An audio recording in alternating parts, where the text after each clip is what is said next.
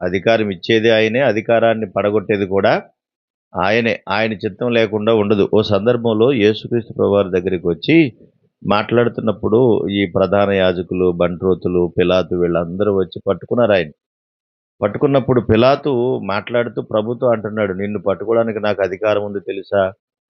అని మాట్లాడుతున్నాడు. మాట్లాడుతున్నప్పుడు చూడండి అక్కడ 19వ అధ్యాయం యోహాను సువార్త 19వ అధ్యాయము యోహాను సువార్త 19వ అధ్యాయము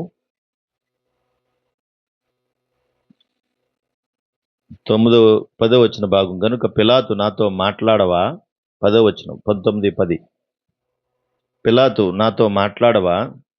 నిన్ను విడుదల చేయుటకు నాకు అధికారము కలదనియు, నిన్ను సిలువ వేయుటకు నాకు అధికారము కలదనియు నీవెరుగవా అని ఆయనతో అనెను. అంటే ప్రభుతో మాట్లాడుతూ పిలాతు అంటున్నాడు, నిన్ను విడుదల చేయాలన్నా, నిన్ను చెరసాల్లో పెట్టాలన్నా నాకు అధికారం ఉంది అంటున్నాడు. చెప్పండి, యేసుక్రీస్తు వారిని సిలువేయాలన్నా, చెరసాల్లో పట్టాలన్నా, విడుదల చేయాలన్నా నాకు అధికారం ఉంది అంటున్నాడు.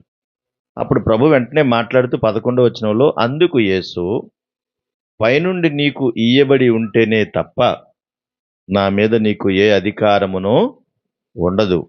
అందుచేత నన్ను నీకు అప్పగించిన వానికి ఎక్కువ పాపము కలదని ఉన్నాడు. అంటే పైనుండి నీకు అధికారం దేవుడివ్వాలి. నిన్నిప్పుడు మనిషి కుమారుడుగా నీ ఎదుట కనబడుతున్నాను గాని పైనుండి అధికారం వస్తేనే గాని నువ్వు కూడా ఏమీ చేయలేవు అన్నాడు.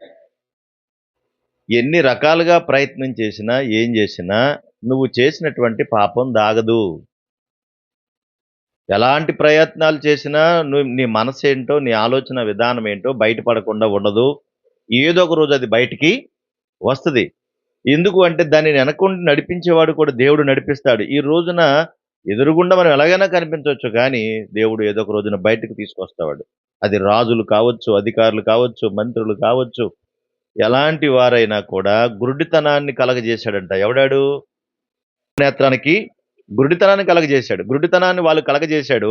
ఆ గురుడితనంలో మోజులో పడి ప్రజలందరూ బ్రతుకుతున్నప్పుడు, రాజులు బ్రతుకుతున్నప్పుడు ఒక సమయం వరకు దేవుడు వెయిట్ చేస్తాడు. ఆ తర్వాత ఆ పాపాన్ని బయలుపరుస్తాడు. మనం నమ్ముకున్న దేవుడు పరిశుద్ధుడా, పాపాత్ముడా? పరిశుద్ధుడు కదా. పరిశుద్ధుడైన దేవునికి పాపం నచ్చుతుందా మరి? నచ్చదు. కనుక పరిశుద్ధుడైనటువంటి దేవుడు పరిశుద్ధతను కోరుకుంటాడు. పాపాన్ని ఏదో ఒక రోజు బట్టబయలు చేస్తాడు. ఆ రోజున గొల్లుమని ఏడ్చి పశ్చాత్తాపం పడితే తిరిగి మరలా నిన్ను అంగీకరించి హత్తుకుంటాడు. అందుకనే ఒకవేళ అధికారం ఉంది, నాకు అధికారం ఉంది అనంటే అధికారం దేవుని దగ్గర నుంచే రావాలి. ఈ భూమి మీద ఉన్న వాళ్ళు ఎవరైనా సరే అధికారం ఎక్కడి నుంచి రావాలి?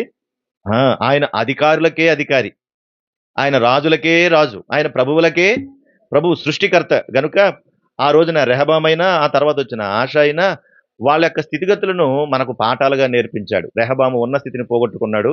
ఆశ యథార్థత కలిగిన వాడై తన జీవితాన్ని కాపాడుకున్నాడు.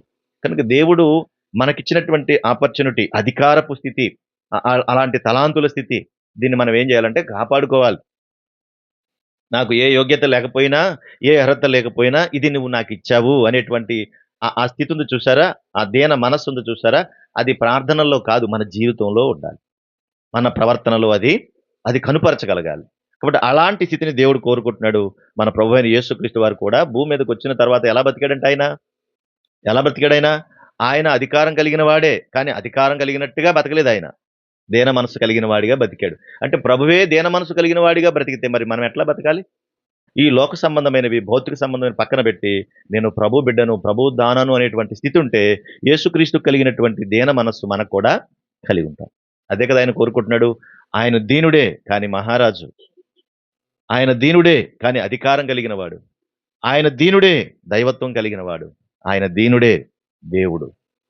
కనుక ఎలాంటి స్థితి నుండి ఎలాంటి స్థితికి దిగిపోయాడు చూడండి. మరి మనం దిగుతామా? చెప్పండి, మనకు దిగుతామా? అసలు మాట ఫిలిప్పీయులకు రాసిన పత్రిక 2వ అధ్యాయం, ఫిలిప్పీయులకు రాసిన పత్రిక 2వ అధ్యాయం 5వ వచన భాగం చూడండి. 5వ వచన భాగం, క్రీస్తు యేసునకు కలిగిన ఈ మనస్సు మీరును కలిగి ఉండండి అంటున్నాడు. ఆయనకు కలిగిన మనస్సు మీకు ఉండాలంటే ఎవరికి ఉండాలంటున్నాడు ఆయన? మనకు ఉండాలంటున్నాడు.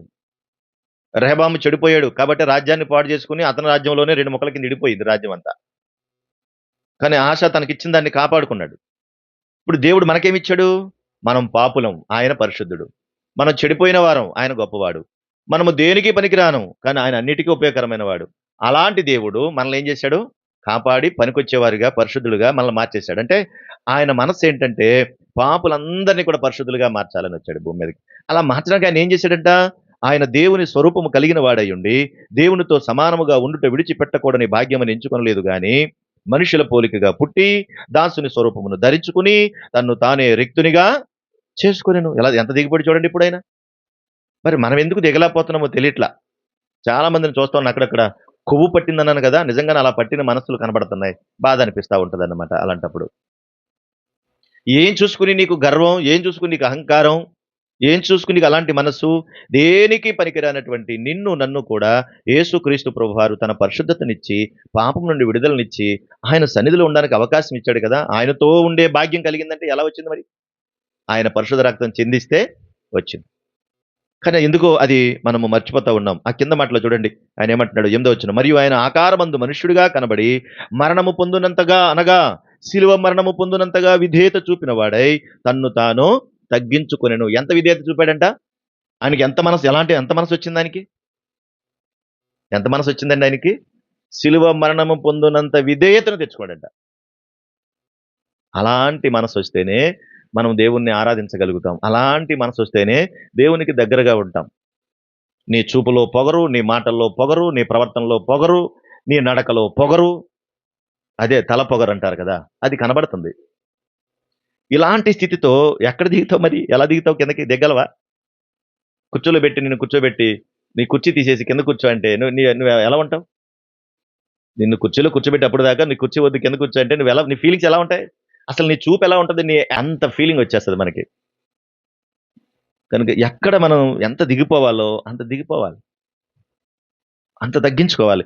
ఆయన ఎలాగా శిలువ మరణం పొందినంతగా దిగిపోయాడంట. మనం అలా దిగిపోవాలి. అలా దిగినప్పుడే దేవునికి దగ్గరగా మనం బతకగలుగుతాం. మరి ఉంటారా? రెహబాం ఏమన్నాడు? అయ్యా మీతో మాట్లాడాలయ్యా, మీతో మాట్లాడాలయ్యా, అయ్యా మమ్మల్ని కనికరించండి అయ్యా అంటే ఏమన్నాడు? ఒరేయ్ మా బాబు నడుం కన్నా నా చిటికెన వేలు చాలా బరువుగా ఉంటదిరా అన్నాడు. కడకి ఏమైంది? అందరిని పోగొట్టుకున్నాడు. నీ తల పొగరు వల్ల అందరిని పోగొట్టుకుంటావు. నీకు సన్నిధిలో కూడా స్థానం ఉండదు. నీకు కుటుంబంలోనూ స్థానం ఉండదు. నువ్వు చేసే పని దగ్గర కూడా స్థానం ఉండదు. నువ్వు అందరిని పోగొట్టుకుంటావు నీ తల పొగరు వల్ల. పోగొట్టుకొని ఏం సాధిస్తావు? రెహబాం ఏం సాధించాడు? ఏం సాధించాడు? మొత్తం అంతా 2 ముక్కలైపోయింది. చెదిరిపోయారు. ఎటు కాకుండా పోయారు. కనుక మన దీనత్వం ఇవాళ కాకపోయినా రేపైనా ప్రభువును ఘనపరుస్తది. చెదిరిపోయిన మనసులందరినీ తిరిగి మళ్ళీ ఒక్కటి చేస్తది. ఒక్కటి చేస్తది. కనుక మనం ప్రభు దగ్గర ఉన్నామంటే మనం ఎలా దిగిపోవాలి? శిలువ మరణము పొందినంతగా ఆయన విధేయత చూపాడు. ఎవరైనా? దేవుడయ్యండి కిందకి దిగిపోయాడు. నీ తలపొగరు దిగదే. ఎంత వాక్యం విన్నా నీ తలపొగరు దిగదే. ఎలాగ ఆరాధన చేస్తావు? ఎలా దేవుణ్ణి ఘనపరుస్తావు? పేరైతే మారింది. కానీ నీ మనసు మారటం లేదే. పేరు మార్చుకున్నావు గానీ పేరులో ఉన్న ఆ దీనస్థితి రావటం లేదే. భక్తుల పేర్లు పెట్టుకున్నావు. ఎంతో అందమైనటువంటి పేర్లు నువ్వు పెట్టుకున్నావే. నువ్వు పెట్టించాం నీకు అలా పెట్టామే. కానీ పేరుకు తగినటువంటి లక్షణాలు నీ లోపల కనిపించకపోతే దేవుడు కూడా దుఃఖపడతాడు. అందుకే పిలాతు అంటున్నాడు, నిన్ను చెరసాల్లో వెయ్యాలన్నా, నిన్ను అప్పగించాలన్నా నాకు అధికారం ఉంది తెలుసా నీకు అంటే, పైనుండి అధికారం వస్తేనే గాని నువ్వు నన్నేమీ చేయలేవు. నువ్వు అందులో వెయ్యాలన్నా ఎక్కడ అధికారం? నా దేవుడు ఇవ్వాలి నీకు అన్నాడు. కాబట్టి మన స్థితిగతులు, మన ఆలోచన విధానాలు ప్రభువుకు దగ్గరగా ఉండాలని అంటున్నాడు. క్రీస్తు యేసునకు కలిగిన ఈ మనస్సు మీరును కలిగి ఉండండి. అలాంటి మనసులోకి మనం వచ్చేయాలన్నమాట. నువ్వు ఎలా ఉన్నావు? ఏం చేస్తున్నావు? ఎంత సంపాదించావు? ఎంత కూడగట్టావు? ఎలా ఉన్నావు? నీ స్టైల్ ఏంటి? ఇయన్నీ దేవుడు అడగడు. నీ జీవితం ఏంటి? నీ మనసు ఏంటి అని అడుగుతాడు. ఆ మనస్సుతో నువ్వు దేవుణ్ణి ఆరాధించాలి.